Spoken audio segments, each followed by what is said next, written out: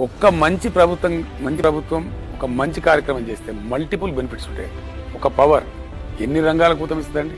రైతాంగం చాలా బ్రహ్మాండంగా చేసుకుంటారు. ఇంట్లో గ్రైండర్ పట్టుకునే స్త్రీకి కూడా రిలీఫ్ ఉంటుంది పవర్ ఉంటే. పరిశ్రమల వాళ్ళు ఈ రాష్ట్రంలో అద్భుతమైన పవర్ ఉంటుందని చెప్పి వాళ్ళు పరిగెత్తుకొని వస్తారు. ఇన్వెస్టర్స్, ఐటీ రంగం వాళ్ళు పరిగెత్తుకొని వస్తారు. చాలా బ్రహ్మాండమైనటువంటి లాభాలు జరుగుతాయి. Multiple benefits. అంత ప్రధానమైనటువంటి పవర్ ఈరోజు ప్రపంచవ్యాప్తంగా. దానికి వీళ్ళు ప్రాధాన్యత ఇవ్వడంలో ఫెయిల్ అయినారు.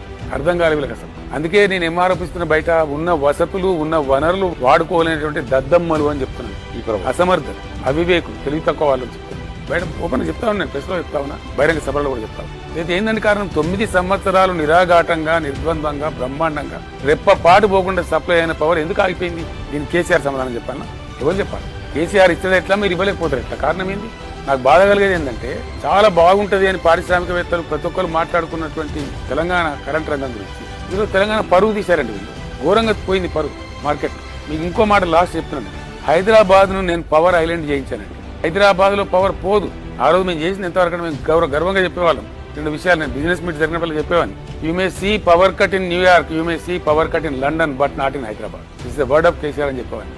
ఇవన్నీ పెట్టి చాలా విశేషమైన పెట్టుబడులు కదా తెలంగాణ, ఊహించని పెట్టుబడులు.